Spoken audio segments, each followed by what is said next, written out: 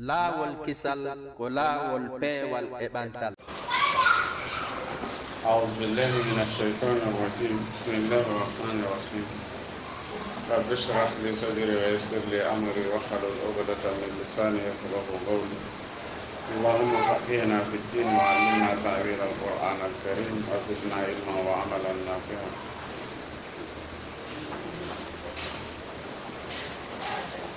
Janga innahu no sengodero ko temeɗɗe joyi capanɗe tati e jeeɗiɗi aya capanɗe jeeɗiɗi suratul waqi'a. Allahu subhanahu wa ta'ala wi innahu no ɗum ɗo la qur'anum ko jengetende karimun teddunde. Nde qur'anare ko jengetende teddunde, ko qur'anan arabiyan kadi ko jengetende haala arab. Nde ittama fi kitabin e deftere maknunin somade, maknunin aynade, la yamassuhu mematande deftere aynade ton illa almutahharuna siwana malaika ɓen. La yamassuhu memata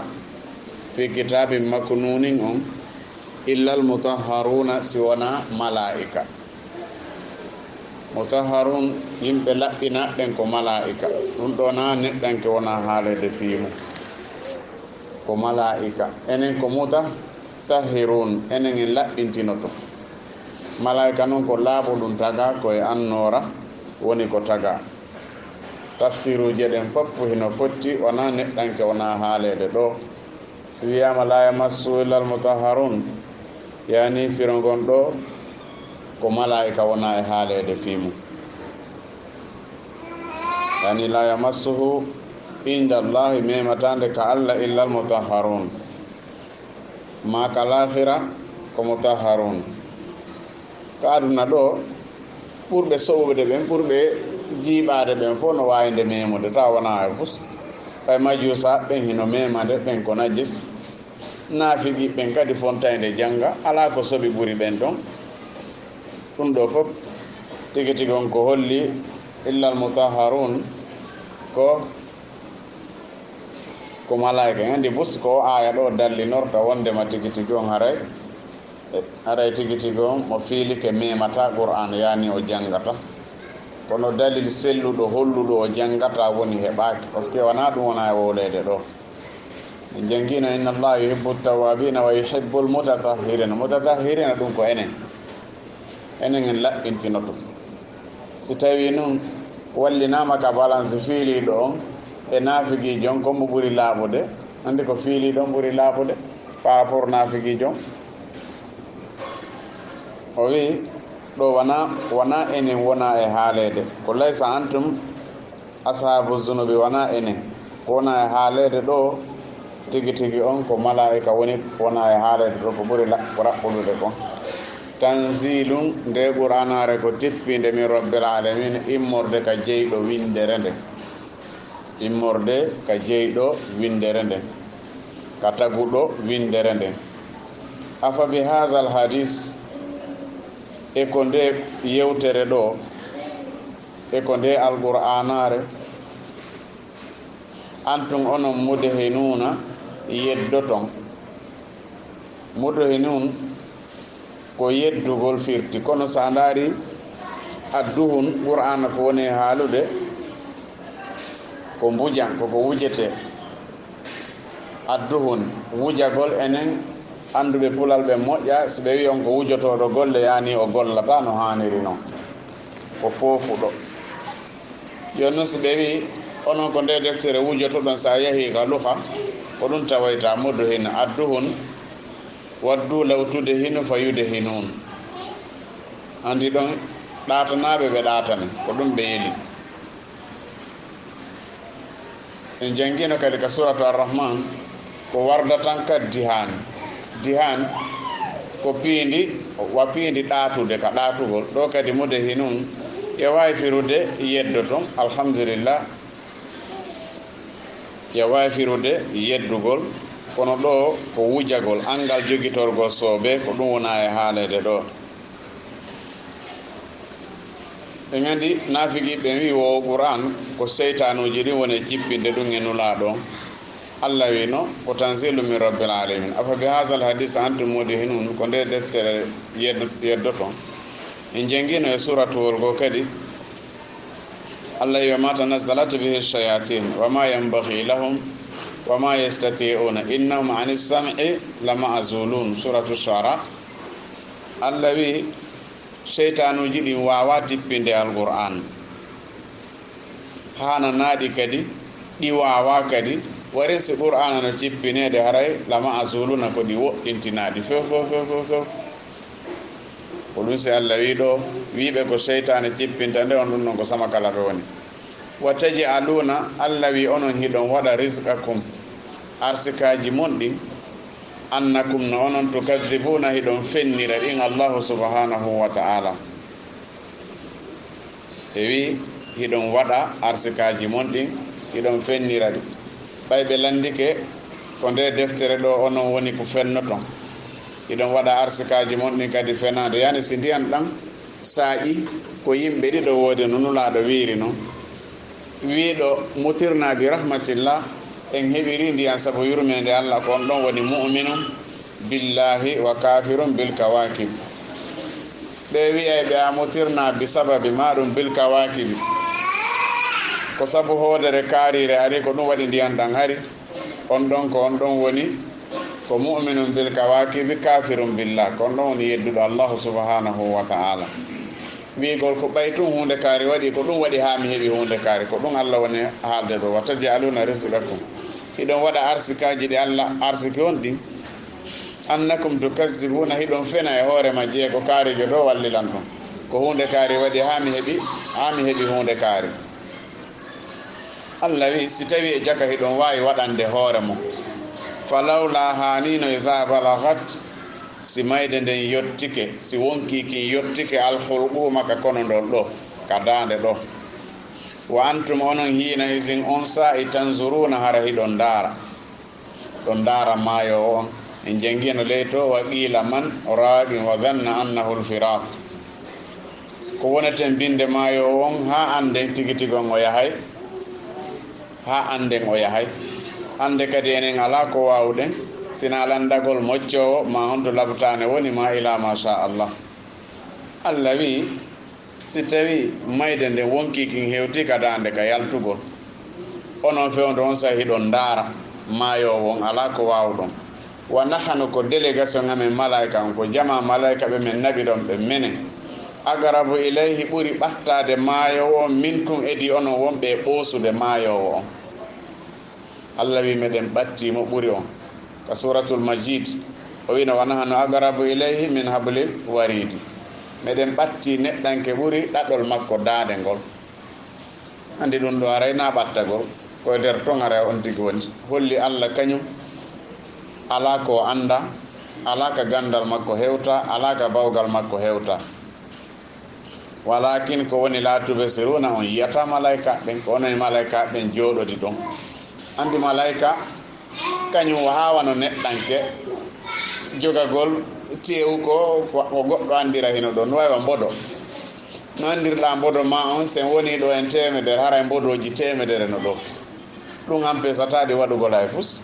ɗowdiji temedere hara heno ɗo jonnum malaikaji ɗin ko non wani en kono ko woni tun kanje hara hiɗi andi ko windet yani ko wonɗen e bonnude kon fof ko ɗum si allah wi wo hari menen meɗen ɗon meɗen ɓuri ɓattade on o wonɗo e mayude ko non yiyata wirgal ɗo no hakkude men e malaikaji ɗin andi fi a yaali hunde hollali nde ala fi lakara wowlama a yaali hollali ala allah wowlama a yaalimo kono hollali o ala wonki kadi ikiɗo kono fi a yaaliki hollali ala haala kam mi woni wowlde ɗo kan on yiyataka kono hollali ka ala hika wooda allah wi falawla hanino in kuntum son laatike gayra madinin wona on hooliɓe mo maayi immitoto falawla in kuntum gayra madinin hara yani hanino si on laatike on hoolaki wondema dargal no woodi ma immital no woodi tarji ona ha artiron o maayowo tarji'una ha rutto mayowo on in kuntum sadiqina so tawi ko on gonguɓe hanino ka artiro ma rutto ma jonni ton wonkiki mayowo on haraw ma yaali yilton mo falawla hanino in kuntum son laatiɓe gayra madinin wona on immintineteɓe ñaawe yani tarji'una artiron wonkiki in kuntum sadiqina so tawi ko on gonguɓe kono wawa fa amma ala no fiiren e pulal sina wiyen tun amma in kana so tawi o mayowo laatike min al muqarrabina ko jeeyaɗo e ɓattinaɓen ka fuɗɗode suratuwol andi ko ngolɗo e muzammili nandi muzammil allah wino e ɓumil layla illa qalila nisfahu awin qus minhu qalila ka sakkitode suratuwol ngol firtani konnu wonno ka fuɗɗode inna rabbaka ya'lamu annaka taqumu adna min sulusay lleyl wa nisfahu wa sulusahu wa ta'ifatu min allazina ma'ak ko woni ka fuɗɗode konko ɗum firta to sa wawani ka fuɗɗode a wawata ka sakkitode ko kanji ɗiɗi woni yaadude to ko leereji ɗin woni holude ga allah wowruno tun ngol ɗo kadi kono ka fuɗɗode en janguno wa kuntum azwajan thalatha fa ashabul maimanati ma ashabul maimanati wa ashabul mashamati ma ashabul masamati was-sabiquna as-sabiqun ulaika al-muqarrabuna fi jannatin na'im ton hino waɗa ɗi heedindira kano ɗi heedodiri noon ɗon ko deuxiéme on allah fuɗɗori wa kuntum azwajan thalatha o wi fa ashabul maimanati ma ashabul maimanati ko deuxiéme groupe on noon o wi wa ashabul mashamati ma ashabul masamati ko troisiéme jonno was-sabiquna as-sabiquna ko premier jonno o wi ñande janngo ko ɗiɗo wonoyten ko ɗum nun o woni en e laɓɓinande ɗo kadi ko haalanno en ton kon ko ɗum o wi fa amma in kana min al muqarrabina so tawi o maayowo o laatike ko jeeyaɗo e naatoyoɓe aljanna hara landaka fus ko jeeyaɗo e ɓattinoyteɓe allahu subhanahu wa ta'ala emba fa rayhum wodani o fowtare wa rayhanu e ka fowtete fowtare e ka fowtete weltare e ka weltete farawhum weltare wa rayhanu e ka weltete farawhum fowtare wa rayhanu e ka fowtete wa jannatu naim e alijanna nema ko ɓeɗo woni e gandi nulaɗo nokka guluji 90 naatoyoɓe alijanna bi gayri hisabin wala sabiqin min azabi allah waɗen e ɓen ɗon hadise on ko ha ɗon ɓuuri sellude oya hadise ari wi ɓen guluji 90 mo ɓe yarde e guluji 90 naatoyoɓe alijanna bila sabiqin min azabin oɗo noon ko arano on ni ɓeɗo ko ɓe wonoyta binde allahu subhanahu wa ta'ala oyo amma en kana min ashabil yamin si tawi noon ko jonnitiraɓe talkuru mum ɗum hella ñaamo andi ɓeɗo ko ɓeɗo noon ɓe firanno ɓe janginnoyga ka fuɗɗode suratuwol ɓe wi sullatu min al awwalin wa qalilu min al akhirin sawatna lila a firay ɗon ko windaki allah wi en o wowli o jillidiri ɓe fof o jillidiri ɓe ashabul maimanati ma ashabul maimanati wa ashabul mashamati ma ashabul masamati was-sabiquna as-sabiqun si andata ko mbo woni premier ko mbo woni deuxiéme ko mbo woni troisiéme allah wi kono naatoyoɓe aljanna ɓen ko sullatum min al awwalin wa qalilum min al akhirin e nder ɗi groupe aji tati ɗon ko ɗiɗo yahata ka aljanna ko as-sabiquna as-sabiqun e ashabul yamin ko ɓeɗo ɗiɗo allah nami sullatu min al awwalina jeeyaɓe as-sabiquna ɓen ɗon heewi yani ɓe fof ko ɓe yahoɓe aljanna wa qalilu min al akhirina fanɗi e ɓe yimɓe ñaamo yani naatoyoɓe si ɓe eɓɓidirama e ɓe yakka as-sabiquna ɓe to yildotako goɗɗo no wawi jonnitirede talkuru golle mum ɗum ka sengo ñaamo o newnane yahugol aljanna saabu hakkeji ɗin yiltamo o yaha ka yiite few par ce que nulaɗo sifanino ken ɗum o landike ko mbo woni perduɗo fof wiya ko heɓunoɗo jawdi lanni o wi non ko yahuɗo ka allah tawi zakka on julde nden korka kam foppo hino moƴƴi allah wiyamo an ko aljanna yahata ɓeygu makko arata mo jogino hakke o ƴetta mawdi makko ara mo yennuno goɗɗo mo piino goɗɗo mo jattuno goɗɗo ha woɓɓe aroya landito tawa moƴƴi makko ko yoɓitirte ko lanni allah wiya gasi ƴette bonɗi arɓe ɓen hibbon e hoore makko ha tawete ko yiite o naatoyta ko ɗum so Allah wi wo heewi naatoyoɓe aljanna sullatu min al awwalin fanɗi ashabul yamin ma ashabul yamin fanɗi e ɓen ɗon par ce que ko ɓen ɗon tun goɗɗo wawete wiyede a yaha aljanna o yilto kadi ɓe to yiltetake pour noon Allah wi so tawi oɗo kadi laatike min ashabil yamin fa salamun laka haray kisiye wodanima min ashabil yamin jiyeteɗo e yimɓe ñaamo ko woni tun ɓeɗo haray ɓe luttoyta ka yiite kala jontiragal kuro golle mum ɗen sengo ñaamo haray o luttoyta ka yiite par ce que ko hakke woni moye naɓude wona bakkato bakkato hande kadi ɗum ɗon Allah régili ha tawi simo marno Allah yaafike mo yaha aljanna ko hakkeji yimɓe ɓe mbay o renano hunduko makko kon e tere makko ɗen o renano ɗum ɗo ko ɗum woni moye naɓude yiite himo yenna yimɓe tun himo ño'a yimɓe tun himo kansa yimɓe tun himo jatta yimɓe tun pourtant le o juula o janggay en jangguino o aya ɗo ka e suratu fatirin en jangguinomo Allah wi fa minhum zalimu li nafsi wa minhum muqtasidun wa minhum sabiqun bil khairati ko kamɓe tato ni ha hande Allah wi hino e tagore nden ko zalimun li nafsi ko on woni darni e jonɗo wa minhum muqtasidun ko on woni ashabul yamin wa minhum sabiqun bil khairati ko on woni asabiqun ko kamɓe tato ni ha hande Allah fa salamun laka min ashabil yamin wa amma in kana min al mukaththibina ad-dallina amma si tawi ko ɓen fennunoɓe tawi ko majjuɓe kadi hiɓe majja deftere Allah nden hiɓe majja sunna nulaɗon ha ɓe maayi ha ɓen ɗon arayno mari probléme andi ɗo o heedidiri o waɗi premier on e deuxiéme e troisiéme to noon o jillidiri fof ko sa ari ɗo anda noon ko honno wona e wowlede e jakka amma in kana min al mukaththibina ad-dallin he aray fa nusulum ko unoyagol ko jippoyagol ko wernoyeede min hamimin immorde e diyegulɗe walle bobon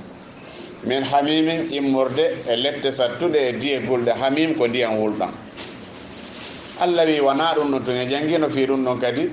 e suratu dukhan summa subbu fawqa ra'sihi min azabil hamim zogo innaka antal azizul karim wona ɗum ɗon to wa tasliyatu jahimin e naatugol yiite jahim Allah wi inna haza noko jantiɗen ɗo koko ni lakara feƴƴiroyta laha lahuwa haqqul yaqini ko ɗum ɗo woni gonga du'aɗo fellitede gonga du'aɗo fellitede gonga mo hanuɗen fellutude ko ni feƴƴiroyta fasabbih bismi rabbikal azim o wi subbun hino yetta jeyɗo ma mawnuɗo on ɓay oɗo ari nulaɗo wi waɗen oɗo ka hoore on no koppi subhana rabbiyal azim subhana rabbiyal azim subhana rabbiyal azim nde wotere ha laaɓi wulure ka heɓuɗa o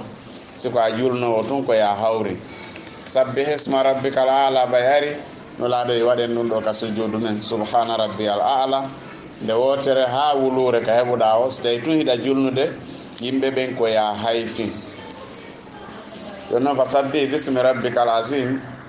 ɗum ɗon hiɗen andi tigi tigi on ko nulaɗo wino ko kalimaji ɗiɗi hayfuɗi ka hunduko kono ko peesayɗi ko teddi ka peesirgal ka peesirɗe ñande janggo ha nokkugo o wi wo kanji ɗiɗi subhanallahi wa bihamdihi ɗum ɗo tun hino wawi hebbinde kammo e leydi no hebbina e balance neɗɗo andi ɗo ko hella ka moƴƴere yo noon sa yenni goɗɗo ɗum ɗon kon ɗum hebbinta andi no wawi ittude fof par ce que ko hakke on wona windede sa torakimo yaafo yaray no waali oɗo sura tigi tigi on o gasi ɗo ɗe yahande suratul hadidi ko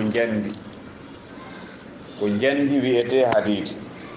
imam ahmadu o fillike o wi an irbaji bon sariya annahu haddasan o yewtunoɓe o yanna rasulallah sallllahu alayhi wa sallam kana yagra'ul musabbihati qabla an yarquda nulaɗo ɗo yo ɗanade no o jangga e sabbahaji ɗin fof en andi sa wi yusabbihu lillahi ma fi samawati wa ma fil ardi malikil quddus sabbaha lillahi ma fi samawati wa ma fil ardi sabbahaji ɗin fof woti ko jumu'ati ko saffi ko hasire ko hadidi ɓe jangaɗi fof ɗo yoɓe ɗano ñande wo ñande kadi ɓay ɓe landama ɓe wi no ɓe wi inna fihinna ayatun afdalu min alfi ayatin woɗi sabbahaji no mari ayewal gotal sa jangingal hara ya mari baraji ɓuri ayeje wulure sa jangingal hara ya mari baraji ɓuri ayeje wulure inna fihinna ayatun afdalu min alfi ayatin wa hakaza rawahu abu dawud ɓey wal ayatul musharu ilayha fil hadis hiya wallahu alam aya noon mo nulaɗo faadi no ko allahu subhanahu wa taala ɓuri andude kono hadise ko kadi no holloy ɓe wi ko fuɗɗode nden ka hadidi ɗo ka darni e page on ɗon tuma hewtuɗen ɗon woy ganditina inchallah madaniya ko madina yankewol bisimillahi rahmani rahim allah hokku en moƴƴereji ko woni e bisimillah ma e o qur'an o wi sabbaha lillahi juulani allah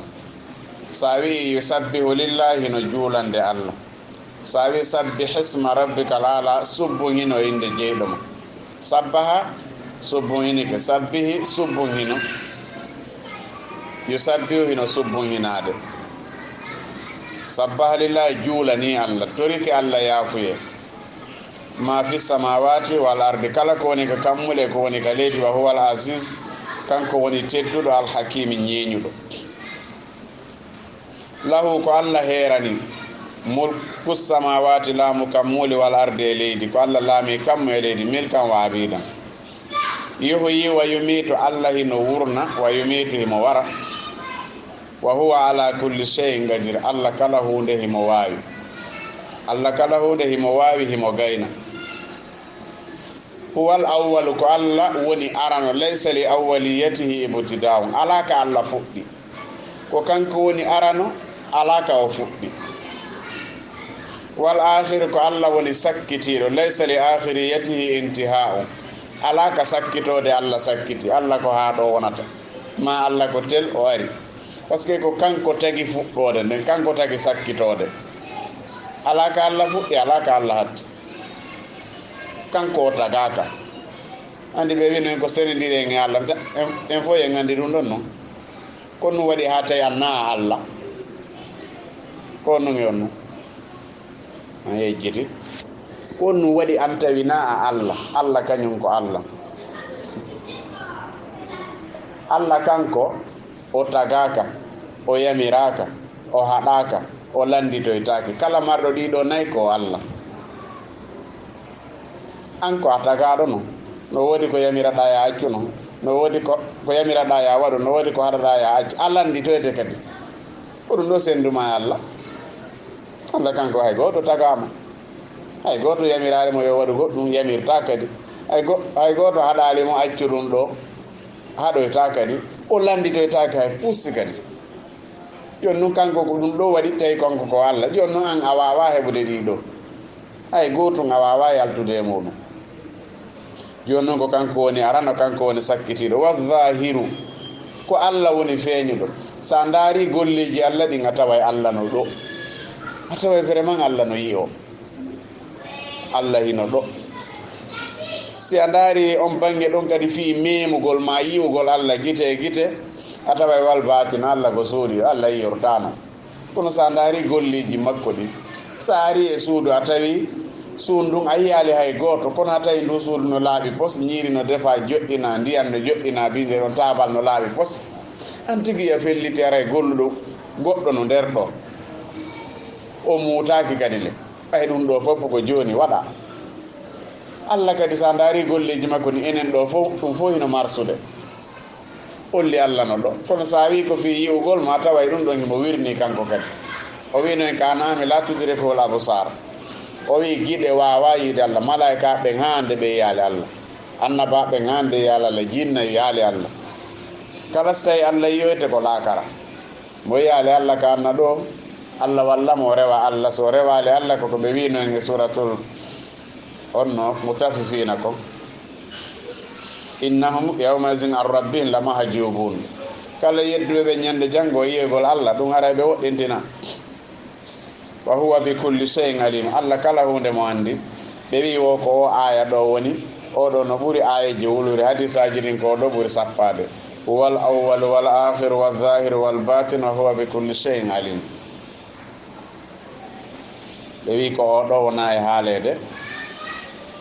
oɗo noon no wawi wa laylatul qadiri. andi laylatul qadiri koye suumaye on woni gila ka fuɗɗode ha ka sakkitode, ko ɓura tan ƴinede hino woni kaka sappo sakkitoro. kono siko ya heɓu 100% aray ko ma ƴetta ka fuɗɗode naafa ha ñande ndu maayoy, ñande fof heɓa hayso ko darɗe 11. si tawi ko ya heɓu 80 à 90%, ɗum ɗon aray 10 dernier jour on fof a naafay, a waɗay qiyamul leyl. si tawi ko ya heɓu 25 à 30% ko ya ƴettu tun ñande 26 no weytude 27. heɓugol ngol fof ko gila kandu fuɗɗi ko ɗum senen en naafay gila kandu fuɗɗi ha kandu hattoy, ko fi aray ɗon ya fellitaɓe par ce que laylatul qadri on koye nder suumaye on woni, e nder suumaye on e kadi ka sappo sakkitoro ɓuura hollede. ɗeɗo kadi ko noon way koye nder yusabbihu lillahi ji ɗin woni no wiya nun ko oɗo no way so wiyama ka sappo sakkitoro ko oɗo. en gandi suratul an'ami kadi ko malayika guluji 70 addunongol, ɓe wi gila ngol jippi ha hande ɓenno leyga, janguɗo ngol ha ngol suuroy wo ɓen ɗon duwantomo ha weeta, siko bimbi ɓe duwantomo ha kikiɗe. ha ɓe wi ɗum ɗon kadi no gasa ko ayaji wonɗe ka fuɗɗode ɗen. alhamdulillahi allazi khalaqa as-samawati wal arda wa ja'ala adh-dhulumati wan nura thumma allazina kafaru bi rabbihim ya'dilun huwa allazi khalaqakum min tinin thumma qada ajalan wa ajalun musamman indahu thumma antum tamtaruna wa huwa allahu fis samawati wa fil ardi ya'lamu sirrakum wa jahrakum wa ya'lamu ma taksibuna. ɓe ko ha ɗo oɗo sa jangima ɓeɗo fof du'antoma ha tigi tigi on weeta, siko bimbi ɓe du'antoma ha kikiɗe. si tawi noon ko ɓuri moƴƴude noon sa jangingol fof aray a woni sir, ɗum ɗon kan aray ɓeɗo du'antoma ha aray leere 12 ko ɓe du'antoɓe mo. joni noon malayika hay siko goto petti du'anima ɓay du'a maɓɓe yiltotako, ittino e sikke guluji 70 malayika du'anoma, ka waɗata tun 30 minutes. ma wiya ko neɓuɗa fi woy ko leere wotere ya wawi gaynude, joni noon haray oya leere 11 ma leere 12 malayika no jooɗi no toranoma Allah, yo Allah yaafuma, yo Allah yaafuma. andi ɗum ɗo fof ko moƴƴereji ni, kono ɗayɗo kañum andata fi ɗum ɗo. ɗo e aya goo kadi Allah yetiken tusabbihu lahu samawatu sab'u wal ardu wa man fihinna wa in min shay'in illa yusabbihu bihamdihi walakin la tafqahuna tasbihahu innahu kana haliman ghafura. Allah wi ko tagi kon fof kammolin jeɗɗi e leydi ndi e kala ko woni mum leɗɗe kaaje fof no wiide subhanallah. hay e hunde ala sina hino subbuhinanade Allah, kono Allah wi wala tafqahuna tasbihahum. andi ɗum ɗo kadi sa jangude ɓayen ekkido to woni mo be ndara kon no aya on walori. Allah wi nde jullere ka nde woni ɗo hinde wiide subhanallah, o tapi ka won ɗo hino wiide subhanallah, ndi maadi no wiide subhanallah, kaaje ɗen e leɗɗe ɗen fof no wiide subhanallah. par ce que ko wi wa in min shay'in illa yusabbihu bihamdi walakin la tafqahuna. Allah wiyaali on nanatade, ko wi ko on famata. sa ƴetti o téléphone ɗo piitike, andi mo jogii façon no señƴira, sa liɓi deftere nde wona façon goto non, sa ƴetti gatal ngal a liɓi wona façon goto non, sa ƴetti hayre a piiti wona façon goto non. no gasa hara kañum kadi ko subhanallah woni wiide, kono Allah wi an a famata, o wiyaali a nanata. si sonnu ndum waɗi hito no gasa ko subhanallah ndu woni e haalude, kono an haysi a nani a famata. Allah wiyaali a nanata, ya wawi nande toy kono ara faama. i goɗɗo wolanima ɗo sinoa, est ce que yande ara gonnugo haali pourtant a nani ko haali kon, kono est ce que iɗa faami ko wona noon kadi. o wi wallazi ko kanko Allahu subhanahu wa ta'ala woni khalaqa taguɗo as-samawati kammule ɗin wal arda fi 6 ayyamin e nder balɗe 6. ɗe balɗe ɗo kadi no serti ɗe balɗe men ɗo. fi 6 ayyamin ko balɗe 6 arane ɗen ɗe fay ɓe yetti ɓe wirmano ɗen ko balɗe 6 arane ɗen, balɗe 6 arane ɗen wona sifa ɗe ɗo joni o ko raɓɓiɗi potti ɗo, ko ɗe ko balɗe juutuɗe ni. fi sittati ayami e nder balɗe 6 o fuɗɗi e dimanche e alatti on o gayni e juma on ko ɗe ɗo woni balɗe 6 summa refti istawa o fotodiri alal arsi ka hoore arsi Allah andi no wayi ton landetake goɗɗo kadi anda honno Allah woniri ton ya'lamu Allah no andi ma yaliju kala ko natata ma yaliju kala ko natata bal lajju fi utuwi wa nufuri lajju ɓe wino man daɗɗal baaba wa lajja walija kala konkuɗo baafangal o ɓooyi konkude o naatay gandal kadi ko noon sa ɓooyi ɗaɓɓude tun a heɓa e wakkilo tun imo andi ko natata filardi ka leydi sikaka kammo iwri o siko ley iwri o siko sera iwri o Allah no andi ɗum ɗo iwi ɗo yaari ɗo o wino e suratu hudi o wi wa ma min dabbatin fil ardi illa ala llahi rizquha ya'lam mustaqarraha mustawdaha kullum fi kitabin mubin o wi kala ko mimminoto ka hoore leydi ɗo Allah hino andi fiimum himo jogii dépense mum on himo andi nde hunde ɗo ko ɗo woni fewndo iwɗa Cameroun arɗa ɗo Allah no andi arsike ma yarata Cameroun hande kadi ko Gabon wara sa wiɗo a yehi France Allah wi mo andi ka hoɗuɗa fewndo ɗo ka arsikaji ma ɗin tawete himo andi kadi ko honto egguɗa ko honto yawɗa yalla mustagarra mustawdaha malaikaji on arata adda ɗo arsike ma e jakade o eggino ɗo ɗo fof wono waɗa programme on Allah no andi sa hewti ɗo ko duuɓi jelu wonata ɗo arsike ma ko ɗo jippoto sirin ɗon hewti ko jelu consommata ka laawol ɗo ya hewtoyde ko yahata to fof no windi wali wama yakhruju minha ko yaltata ka leydi yaha nokku goo kadi suwa yaha en andi ndiyan ɗan kadi ɗan yaltayno si nangue wuli ndiyan ɗan ƴaway en jangino wal ardi kono wassama e zati raji no wassama e zati raji ko honnum firti wo kammugu ndiyan ɗan kaka leydi iwri ɗan yahi ɗan moɓoyi ka duule ɗo kammugu nun artira ndiyan ɗan ka leydi kadi ko ɗum woni wassama e zati raji o kammugu ko jomiragu artirgol ko naɓano dow ton kon si ceeɗu ngun wuli ndiyan ɗan surtay aray siko ndungu sa jesi serene a yiyey ndiyan si wono yahore setto a jesa yaron ka heɓat hay boyli ɗin ɓeɓa holli ɗan ƴawi dow ga o kanjam woni duule ɗen joni noon hande kadi si sayi on yoni kammu ngun artira ɗan no weeyo ngon artira ɗan ko ɗum woni o kammu ngun ngo artira e ndiyan yahunoɗan dow ton ɗan wama yahruju minha kala ko yaltata ka leydi kadi Allah no andi ko ɗum ɗo yalti siko golle moƴƴe kadi Allah wino wal amalu salihu yarfau golle ma moƴƴe ɗen ko la ilaha illallah on naɓata ɗe kala golle yarɗe dowga tawi la ilaha illallah wona saabiwal majje ɗe natata Allah no andi ko yaltata ka leydi wama yanzilu min assamai ko iwrata ka kammo kadi jippo foti ko ndiyan ɗam wa fis samai rizqukum wama tuwadun kaka kammo arsikaji monɗi woni ndiyan ɗan ko toon iwrata piiji ɗin fof ko toon woni e iwrude wama tuwadun o wi e aya goo wi fa wa rabbi samai wal ard innahu la haqqum misla ma annakum tantiqun o wi wo hollugol ɗi arsikeji mon no senda o wi ko wono haalaji mon ɗin sendira noon ko noon arsikeji ɗin sendira enen ɗo fof si oɗo haali tun a anday ko tanti kaari haali ɗum ma ko hajja kaari haali ɗum ma ko oustage haali ɗum pourquoi haalaji ɗin fof ino serti ɓeɗo koɓe fulɓe tun koɓe nene gotoɓe tun kono haalɗo tawa e haala makko kan sa nani hino serti haala oya kan ka nanugol voix on ara no serti Allah wi no annduɗa haala ma kan e haala oɗa nanda wo ko noon arsikeji mon ɗin kadi ɗi jillata few mo ɓe arsike mon ko feere mo ɓe arsike mon ko feere o wi wama yanzilu min assamai ko cippoto ka kammo ko wama yaruju fiha ko ƴewata kadi yaha ka kammo Allah wi koni wa huwa ma'akum Allah no wondi e mon piiji tati Allah no wondiri e kala hunde bi ilmihi gandal makko ngal kala ka wonɗa Allah no andi fima wa qudratihi e bawgal makko ngal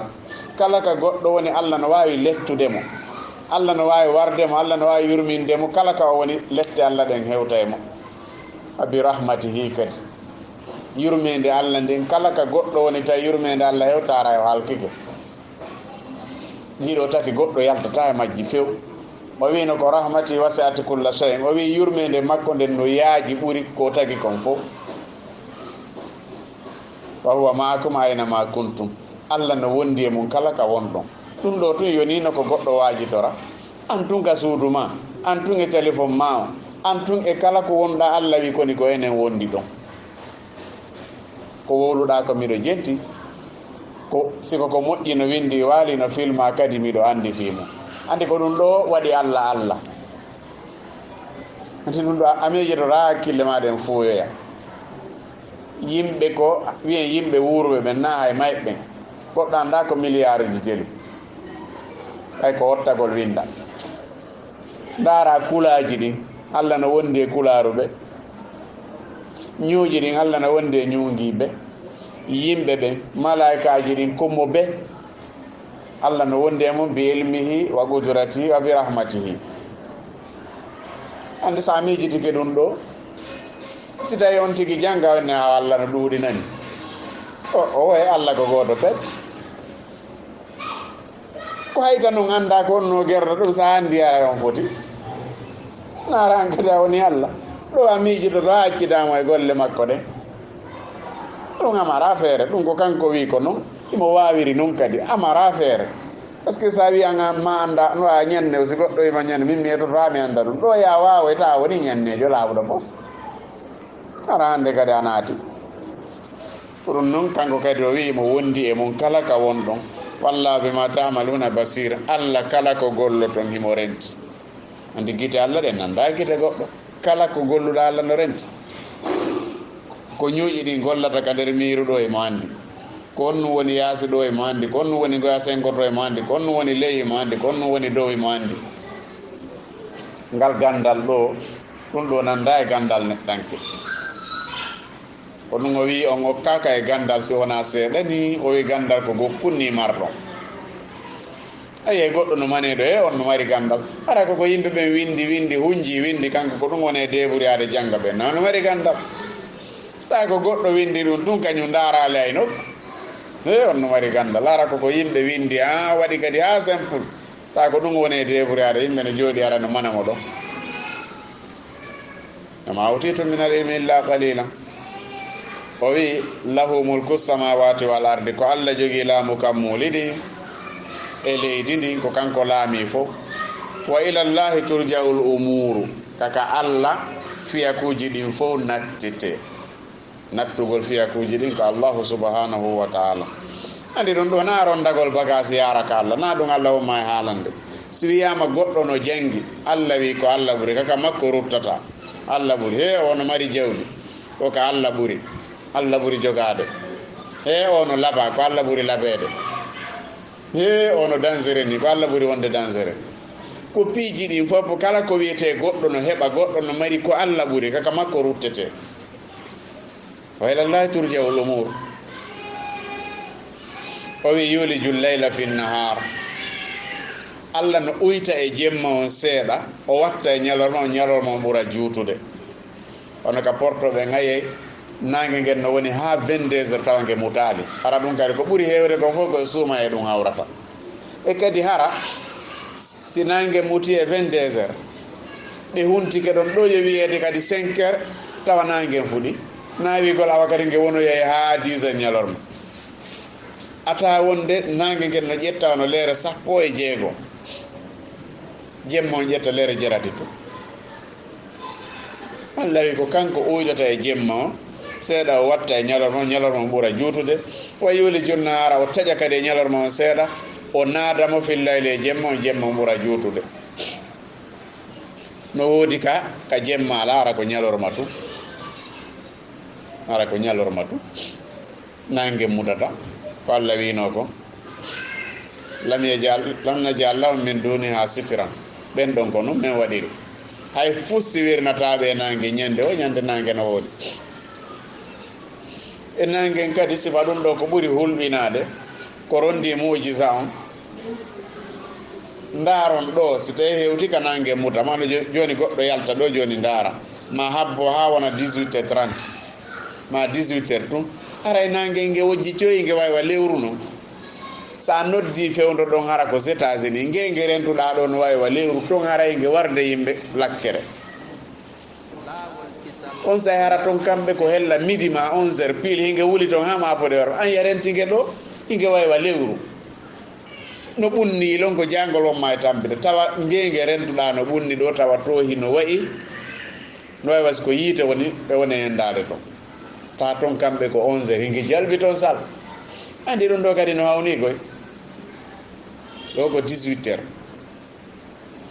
fewndu ka wonɗen ɗo woɓɓe kañum fewndu ɗo ko hoore subaka ngal ñallal arowal ɗo fewndu ɗo kamɓe ara ɓe juulino subaka fi honno ñallal arowal ngal na futurode kamɓe ara fewndu ɗo ɓe yaltino subaka maɓɓe on fi ɗuma honno fi sedi o ɗum ɗo fopp ko golle allahu subhanahu wa ta'ala ko ɗum non o wi mo yiltidira ɗum ɗo no faalira o wa huwa alimum bi zati suduri allah no andi ko wirni e ɓerɗe ɓerɗe ɗen ɗum ɗo kadi ko mu'jiza go mo allah moƴƴini ɓernde ko ɗum so nde wiya galbunde tabitata enen ɗo fof mo be e ɓernde mum ɓernden ko wootere kono a tawa mo be e miijo hon mum mo be ko honno yiɗi ko honno yiɗi ndarugol ko honno yiɗi wattagol ko honno ta ko feere pourtant sa fecci ɓerɗe men ɗe fof a yaltini a walliniɗo a tawa ɗe fof ko ɗe gootum kono kum be no jogii moteur on ɗon ko faala kon tawa ko ɗum ɗon ɓayle sa yaltiniɗe fopp so ɗe waalike ɗo fof ko gootum kono waɗugol kum moteur on ton ko ɗum ɗo kon faala coñci min ko boɗe mi faala ma ko dane ma ko ɓale min ko maaro mi faala min ko spaghetti min ko ɗum ɗo fopp tawayno sendodiri andi moƴƴingol huyre nden nde waalo ɗo na ɗon woni probléme o ko tawgol noon ɓe yimɓe anna allah on e ɗuurude mum be e ɓernde mum e faale mum e miijo mum tawa yiidata a heɓa e ɓiɗɗota ko piiji feereji o faala tawanga faala kadi ɗum ɗon few tawanga faala kadi ɗum ɗon few ma ɗiya goɗɗo ta famille makko on fof no o gila ɓe alajjen ɗo gila jombi ko jiiɗira on ɗo kunɗo hannde kadi ɓe nantodirta goto sina kunɗo to ta kamɓe ɓe renti kunɗo jama on e yawitade kon kamɓe hakkille maɓɓe nen ko ɗon du woni ta jama fof no ɓeeɗo ɓe kunɗo jiiɗata o feetina e ɓeeɗo ta kamɓe ɓe yiyata ɗum ko ɗon woni ko ɓernde nden aawa moƴƴani ɓe noon ara ɓe alaaɗi ɗo o wi o alimum bi zati suduri ko allah andi ko woni ka sondoji ɓerɗe goɗɗo kadi wawa ɗum ɗo ko ɗum si imanu ñawitirtake a wata ñawde goɗɗo simo mari imanu ma wala imanu par ce que ɗum ɗo ko golle ɓernde ni ko allah tun andi si on tigui no mari imanu ma o ala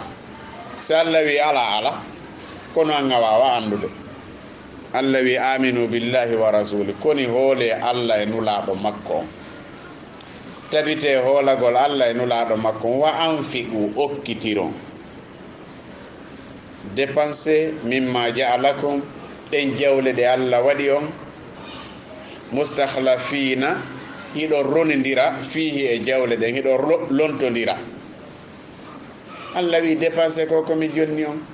wona an je amma e joni jawdi ndi deɓuriɗa ɗo ha sooduɗa terrain deɓuriɗa ha darnuɗa amma e joni woɓɓe ara hetta nduno deɓuriɗa ɗo ha soɗɗa compolaji joɗɗinɗa amma e joni woɓɓe ƴetta ɗino allah wi komi jonni on ko wata on jaɓo ɗum demba e juuɗe mum dépensé fi on heɓo alijanna ko ɗum mi jonniri on gandal ngal joguiɗa ngal e to an kadi jogoɗa ngal e to wallitoɗa yimɓe ɓen na ya wonu tun an a jangi ha woni no jangi ko ya eto ko jonnaɗa wo ko jonnaɗa ko ya eto allah jonnima tigi tigi on ya wakkilo fi ko yara alijanna ko gandal o jonnuma ko laamu ko jawdi ko ngari ko hakkille kala ko jonnuma o wi wakkilo tun rewra allah par ce que luttata ko luɓal o wi dépensé onon kadi o wi fallasina ɓen amanu hooliɓe allah min kun jeeyaɓe mo on wa anfaguɓe dépense jawle maɓɓe ɗen lahum no wodani ɓe ajurun kabirun joddi mawnude joddi mawnude en jangino ka o wi est ce que himo wawi en yeetade ala tijaratin to jeeku min azabin alim julayagal dandangal lette ko tuminuna billahi ko hoolagol allah e nula ɗon wal yawmil akhir e hoolo kadi ñalande sakkitine nde ɗum ɗo woni commerce on hakkunde on tigi allahu subhanahu wa taala kala marɗo iman hay si o gollali hay fus o luttoyta ka yiite so tawi iman on hino wooda kala marɗo imanu ko o fanɗi o ko o fanɗi o luttoyta ka yiite o sumoyay noon si amalu salih o ala o wi allah wi kono ono wa malakum kon non heeɓi on la tuminuna billah onon on gomɗinta allah andi imanu billahi kadi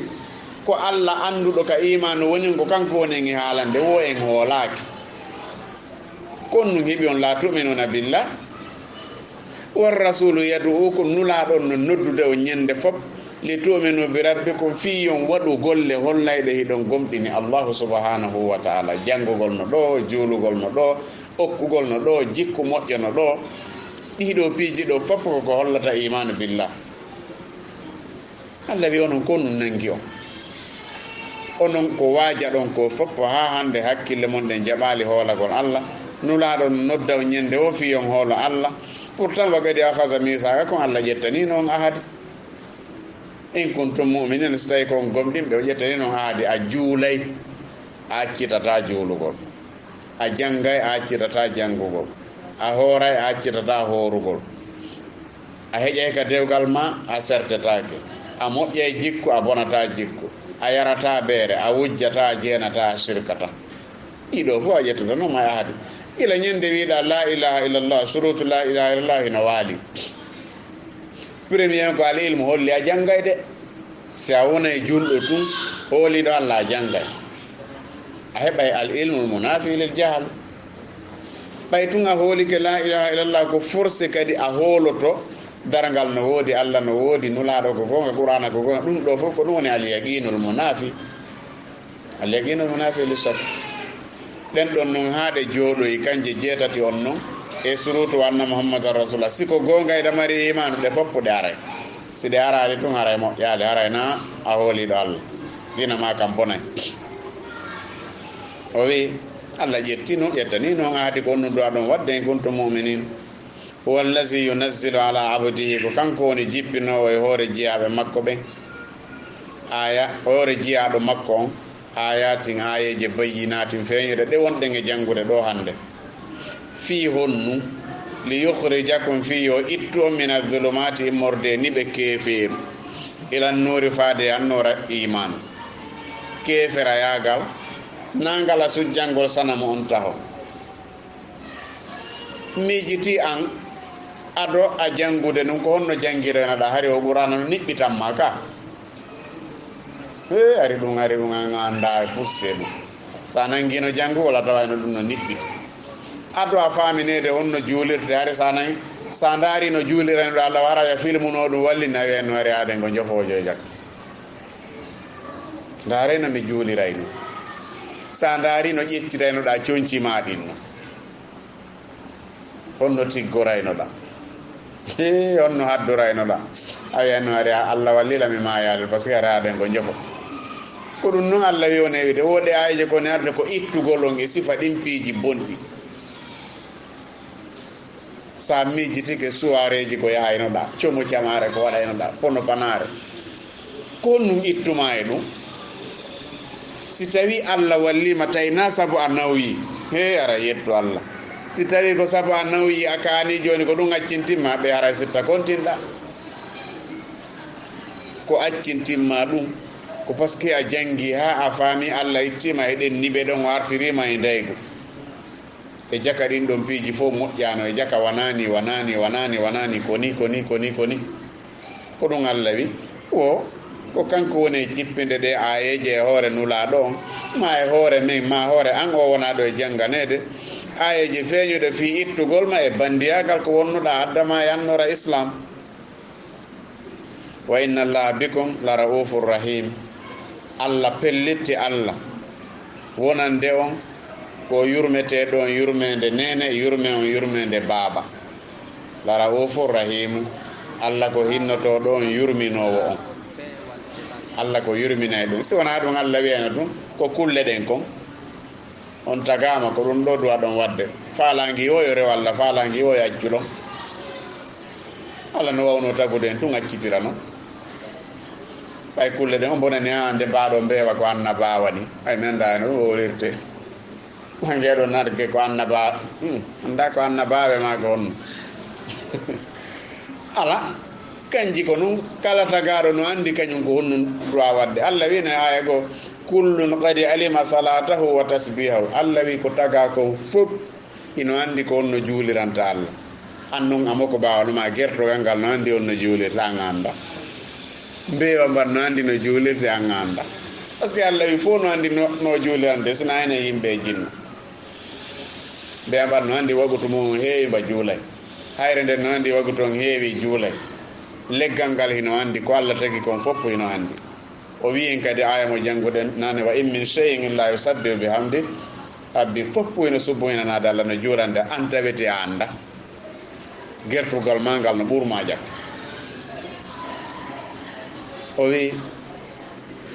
wama lakum onon ko nun nangi on Allah tun figo fi sabilillah ko haɗata dépense on e laawol Allah pourtant le walillahi mirasu samawati wal ardi ko Allah jogii heddorgol ɗi kam muule ndi leydi ɓay enen hiɗen sikka sa darni suudu ko an jeyɗum sa heɓi ɓiɗɗo ko an jeymo sa soodi coñci ko an jeyɗi sa soodi téléphone ko an jeymo Allah wi ala ka kammuuli ɗin e leydi e ko woni toon kon fof ko min jeyi ko min heddotata e muɗum walillahi mirasu samawati wal ardi ko Allah ronata kammuuli ɗin e leydi ndin fof ko kanko tagi addi ɗum o itte kadi kanko jeyi o wi kono la yastawi minkum fotata e mo on man an faga on dépense ɗo min gabulil fati ado islam on heɓude doole ɗo hino wawa ha ñande dargal dari no wawa ko ɓeya adinoɓe ɓen ɗon nulaɗo yeeti nokke en wo ha ñande anna lanni enen ga ko golluɗen o en hewtotako hay muudore maɓɓe wootere en hewtotako joni noon adinoɓe natude gabon ɗo ɓen ɓe yangi fino islam on daro no tiggaji ɗen e jande ɗen e juulirɗen darora ha dari e an artuɗo ɓawo ga kadi dépense wona goto sa gueri ka quartier ɗo hari jangguetake ay tigui ha joni wattama janguede ko ɓooya janguede ɗo ko goɗɗo ɓooy janguide ara e ɗaɓurimo ara e hande kay ko an ɓuurimo par ce que ko an sinci ko an heyɗintini si tawi a gueri ka quartier ɗo hari tiggare debbo tiggotako ɗo a waɗi tiggare a gueri e maɓɓe ha ɓe tiggiki hande kadi ko goɗɗo ɓooyo e tiggare ɗo ara e ɗaɓurimo ko ɗum Allah woni e haalande la yastawi minkum fotatama man anfaqa on dépense ɗo e laawol Allah ngol on wakkiliɗo e laawol Allah ngol min qabulil fati ado islam on heɓude doole e nden nokkure ɗon ma ado fatu makka on wa qatala o piirida o yennidira o sonkida ha islam on dari ulayka ko ɓen adiɓe ɗon wondude e nulaɗo ma e kala nokkure ko ɓeeɗo azamu daraja tan ɓuuri mawnude darajaji ko Allahu subhanahu wa ta'ala min allazina edi ɓen an fago dépense ɓe min mbaadu ɓaawo islam heɓidole andi woɓɓe adotako woɓɓe jamais hino ado ko ɗum si Allah sendi ɓe o wi wa minhum muqtasitum no yimɓe ɓen hakkidiɓe kamɓe ɓe adotako waɗugo kono si ɓe yi goɗɗo no waɗa ɓe waɗay wa minhum zalimu nafsi woɓɓe kam waɗata ɓe tooñi hoore maɓɓe fe wa minhum sabiqum bil khairati woɓɓe no toon moƴƴere kande waɗete o kamɓe yaltirtande ko kamɓe yiretende kala moƴƴere ko waɗete ko kamɓe yirete ko ɓen woni sabiqum bil khairati ko ɓen woni sabiqum bil khairati yo Allah waɗu en sifa ɓen ɗon ko ɓeeɗo woni azamu darajata min allazina anfaqu min ba'd e dépense ɓe après ɓaawo neɓiti ɓaawo heɓi doole wa qataluɓe piiriraɓe sonkida kono noon wa kullan fof adiɓe gollude sakkitiɓe golluɓe hakkude Allah wi wa'adallahu l-husna Allah fodi fof alijanna Allah fodi fof alijanna wallahu bima ta'maluna khabir. Allah ko golloton kon fof koni himo humpiti. Allah landota ko e fus yawma izin la takhfa minkum khafiya. Ala Imran wa la yakhfa ala Allah shay'un fil ardi wala fis sama. Hay fus ko suudani Allah la ko goddo wattorta coñcina wiigol ko fi wata Allah yi'umo. Allah kan wi'a fus ko suudanimo ala ko fi hakkunde ma yimɓe ɓen na hakkunde ma Allah subhanahu wa ta'ala. Allah kala ko golloton kon fof khabiru himo humpiti. E to noon ɓay Allah ko golluɗa wo himo andi himo rentuma no filmede no aresirede e to wakkiloɗa ɗum moƴƴa. ɓay ɗum firloyte ñande janngo yawma tubula sarair. gundoji ɗin kadi feññinoyte tuma goɗɗo juuli jangi tiggi waɗi piiji ɗin fof feeñoye ñande janngo tawi ko ñannejo num ma tawi o wujjayno num ma tawi o fenayno num ma tawi jaka ko kuyero e majjaynogo fof kanko woni koye wujjude. ɓe ɗum no hersini ɓayle ɗum fopp feeñoye. o wi man zal lazi yugridu llaha qardan hasanan. ko hombo wakkili golludugol e moodi mum e ɓeygu mum e yimɓe ɓen fof sabu Allah. man zal lazi ko hombo wonen yugridu llaha qardan hasanan gollidowo e tagore nden sabu Allah. ko hombo woni ñawlowo Allah ko hombo woni ñawlowo yimɓe ɓen sabu Allah. fof ko naɓuɗa wayno ya qardan hasanan ñamade moƴƴere. fa yudaifahu lahu. Allah sowidiranoyamo ɗum wallahu warano wodanimo ajurun joddi karimun teddundi. oɗo aya ɓay jippike Abu Dahda version ji ɗin hino ɗuuɗi. version ji naari ɗon ha hella ɗi jowi. goɗɗo Abu Lubaba o wiyete hay nanɗa inde nde gato aynama ko bano kanko e aliyatimajo ɓe sonki fi tamaroy pay kun hino fellidi tamaroy kin ko bemmum jeyi. Abu Lubaba wi tamaroy kin ko kanko jeyi. ɓe yahi ka nulaɗo ñawore nden ɓe ñaawi ha nulaɗo wi gasi tamaroy kin ko holli ɗo kon ko Abu Lubaba jeyki. ɓay kun aliyatima kun fetti hande kadi nangi wollugol. o wulli ha nulaɗo yurmino o wi nulaɗo wi Abu Lubaba accu ƴetta ki tamarohi jonnita kumpay kun okka kumpay kun Allah jonnete wano kiika alijanna. o wi noon falaka ko ɗum ɗo andini jama ko naafigi jonno e tawde jama on fof nulaɗo wi jonnu pay kun ki tamaru ɓayna kiitu marɗa Allah jonnoyte wano kiiɗo ka alijanna. o wi noon jonnata. Abu Dahda wayro wiyene nulaɗo simi etike ha mi hetti ki tamaroy mi jonni ko pay ko mi heɓay sifa ko wiiɗa mi heɓay tamaroy ka alijanna. nulaɗo wi o yahi ka Abu Lubaba o wi miɗo jogi jardin tamaroje 600 woni e jardin o. mi faala jonnudema tamaro e jardin an on tamaro 600 ɗon min e famille an on fof men woni on jardin ɗon ɓuri yiɗude. miɗo faala ƴetta jardin an on jonnami tamaro e ma wajji ki mi jonna baygon ko. o yahi miɗo wakkili. oya yahi o yeetoyi Ummu Dahda o wi mbi yehi hande Allah wi no faala yo min golludu. nulaɗo sallallahu alaihi wasallam ɓe ñaawi ñaawore ɓe wi'i ko oɗo Abu Lubaba jeyi tamaroy kin sonko gonno siforɗe nane noon. nulaɗo wowliri ni wondema yo oya jonnu makki o heɓa woki ka alijanna. o wi o sali min noon mi ƴetti jardin men on ɗo o fof na feccere de mi wattiti e tamaroy ka alijanna. haray an e ɓiɓɓe ɓen fof yalte mayen e ɗiya jardin ji ɗi kelɗali hoɗiro en toon. ɓen ko makko wi o wi hikka noon a heeɓi tono tamaroje 600 ka annaɗo wattita e wooti petti ka alijanna. ɓen ko makko wi gila fuɗɗiɗa julade ko hikka noon gañiɗa. andi ko ɗum sa suɓike joni dina on wallidira e bangeji ɗin fof on wallidira e bangeji ɗin fof. oɗa kañum o suɓike ka anna ɗo fi heɓugol o heɓi jardin ɓurnoɗo moƴƴude jardin mo 600 tamaroy.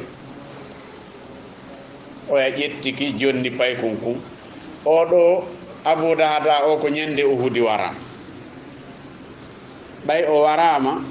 nulaɗo wi'i o wi miɗo yiya ɗo calɗi tamarohi Abu Dahda egin kaali janna o wi Allah no hollalam ɗo yani miɗo renti calɗi andi tamaro ala calɗi no kañum no a tugi o wi kono miɗo renti dukke ko kirimi kon kaali janna miɗo renti tamarohi Abu Dahda eki ko ka Uhudi o wara kadi o yani sahidi kadi ñande Uhudi o wara ɗi gandinamo balɗe mum juuti nulaɗo noon wi'i wo neɗɗo a heɓugol yerka tuggorduma ndu ɓayen fof e gandi tuggordu no wo yerka tuggorduma ndu cikko ka alijanna etoɗa ha Allah okke ɗum ɗon hino ɓuuri heɓugol anna Allah o fof naga tippa teppere de koya eto tun ha Allah newnane a heeɓi ka alijanna yerka tuggorkum ma kon tuggo kun tumbun ɗon ko an jeyi woɗon no ɓuuri heɓugol anna Allah o fof e gandi woɓɓe ɗaɓɓa e moƴƴere andi kono enen en hoolaki wonde ayeje ɗen ko ɗum tampini a jangaya ko ɗum so Allah famala comme la tuminuna bila ono ko on no nanguio mum jangaya kono imanu ngara ala wakkilotoɗo ƴettude tammugo gokka Allah ala wakkilotoɗo ƴettude mbuudi mum ɗi gokka Allah ala wakkilotoɗo ƴettude ɓiɗɗo mum gokka Allah ala wakkilotoɗo ƴettude ko mari kon fof gokka Allah ko haɓɓeta ko koye Allah ƴettu ko mari kon tun jonne an a jonnitata Allah e fus komo be ko wolanda ɗo min mi ala tan min mi ala mbuudi ɗum no waɗiri ni har no satti ɗum no waɗiri ni ko siko haratari yano rowani do ari c'est bon pourtant le alandano kadi rowani wiɗa no satti kono ɓay hikka ɓurti sattude a wi kadi ko rowani moƴƴuno neɗɗo o wonay tigi tigon okkowo wona mbuuɗi tun koko marɗa o sa mari gandal wakkilo ha fama wallitoɗa yimɓe ɓen sa mari jawdi wakkilo sa mari ɓiɓɓe wakkilo kala ko marɗa eto yaha e lawol Allah ngol haray ammali Allah waɗu en malaɓe marɓe probléme ɓen fof yo Allah walluɓe ɓe ala ɓen kadi yo Allah dumin ɓe moƴƴere nden ha waɗoya en hoɗoɓe jannatul firdausil ala. Assalamu aleykum wa rahmatullahi wa barakatuh. Sino woodi ko en famali ma ko ngakki alhamdulillah landoɗen sen andi jaboɗen sen ala wara en tongitidiri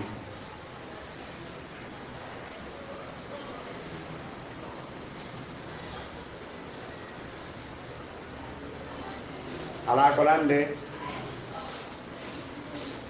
amen wala ken faami ɗo fo en jooɗi ken heɓala question goto awa gasima